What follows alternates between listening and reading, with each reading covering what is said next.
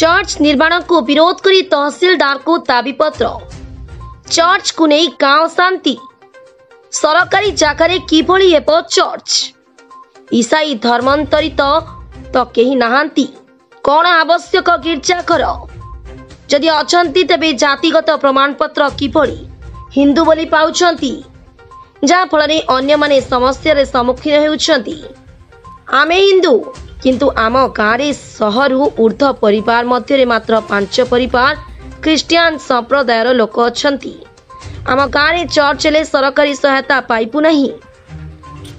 हाँ आज्ञा, यही प्रकार संगीन आरोप आनिछंती मालकानगिरी जिला कालीमेला ब्लॉक अंतर्गत बुधुगुड़ा और एमबी 90 नंबर ग्रामर लोक माने। बुधुगुड़ा और एमबी 90 नंबर मझिरे निर्माण हेउथिबा चर्च को नहीं गत वर्षरु विरोधर स्वर उत्तोलन करिसेंती उभय गाँव लोक माने। याकु नहीं विवाद मध्य होइतिला, किंतु मामला एबे पहुंची तहसील ऑफिस पर्यंत। हिंदू पक्ष एई जगार कदापि चर्च घर निर्माण हेबा पई कोनोसी प्रकारे देबे नहीं बोली कहिसेंती। काहेकिना सेमाने कहउचंती आमे 100 ऊर्ध्व परिवार एई गाँव रे बसवास करूछु। आमको मध्य हिंदू संप्रदायर लोक हेबा सत्वे कोनोसी सरकारी सहायता मिलिबो नहीं। तेणु आमे एठी चर्च देबाकू देबू नहीं। तहसील प्रशासन पाखरे दरखास्त दे गुहारी करिसेंती बुधुगुड़ा एमबी 90 नंबर गाँव लोके। सेमाने कहिसेंती जदि प्रशासन ए दिगरे दृष्टि आकर्षण करी तत्काल चर्च को बंद न करंती ताहाले आमे राजरास्ता को ओलाई अवरोध करिबु बोली घोर चेतावनी दैछंती। एठी कथा उठुची काहेकि 5 जण ख्रीस्टियान परिवार पई बाकी 100 ऊर्ध्व हिंदू परिवार सरकारी सहायता वंचित हेबे। सेमाने कौन दोष करिसेंती? जो माने धर्म परिवर्तन करी ख्रीस्टियान होइछंती सेमानंकु तदंत करी सरकारी नियम अनुसार सरकारी सहायता साहाय्य वंचित करंतु। हिंदू परिवार लोक मानंकु सहित काहेकि एमिति अवहेला? एमिति विभिन्न प्रकार प्रश्न घेर रही प्रशासन बोली साधारण रे मत प्रकाश पाइछि। आम 90 नंबर ग्राम रे गत वर्ष एक चर्च निर्माण होता। तेणु आमे हिंदू संप्रदायर भाई माने समस्ते एकत्रित होई सेटा को विरोध कलु।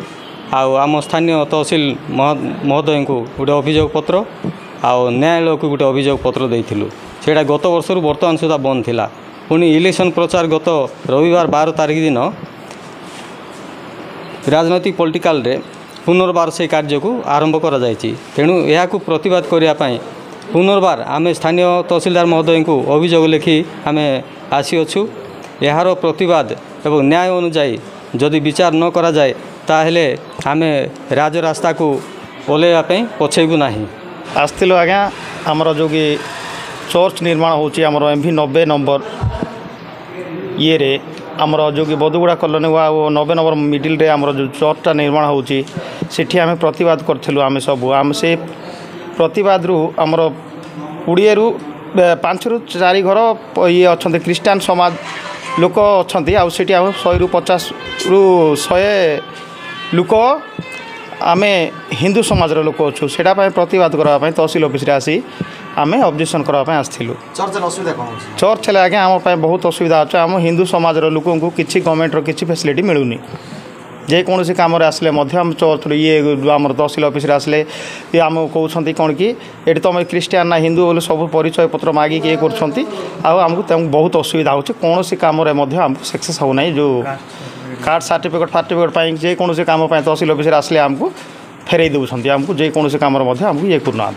सर आम गाँ पाखे शुणा पाइलु विगत आर वर्ष शुणा पाइलु जहाँ नहीं कि आम राजरास्त ओल्लू आम या विरोध करूँ। एवं आम शुणा पाचु जे आम गाँ पाखे ठीक आम गाँ ठू गोटे 200 मीटर पाखे गोटे चर्च निर्माण होगा जाऊँगी एवं राताराति काम को चेष्टा दौरान से आम भाई भाई माने जो आमर पूरा गाँव जी भाई बड़ भाई तापर आमर काका मैंने अच्छा गोटे जगार आम एक होइचु। आम यहाँ विरोध करने ये आसु आम यहाँ आहरी आग को नबू जदि यह बंद न करा जाए तो आम राजरास्ता समस्ते मिलिकी आम गाँव में जी लोक अच्छी 500,000 लोक राजरास्ता ओह्लैवाई आम चेष्टा करूँ। आपाई जदि किसी आगे दायी हुए तो आम एपाई जदि किसी बड़ असुविधा हुए तो आम दायी नथुबु।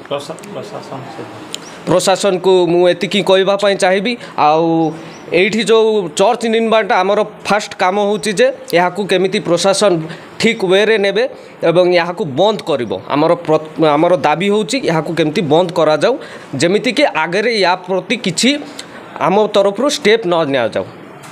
ମାଲକାନଗିରି ଜିଲ୍ଲା କାଲିମେଳା ବ୍ଲକରୁ କାଲିମେଳା ତହସିଲ ଅଫିସରୁ ସ୍ୱତନ୍ତ୍ର ରିପୋର୍ଟର ଲକ୍ଷ୍ମୀକାନ୍ତ ତ୍ରିପାଠୀଙ୍କ ରିପୋର୍ଟ ସଂଘର୍ଷ ଟିଭି।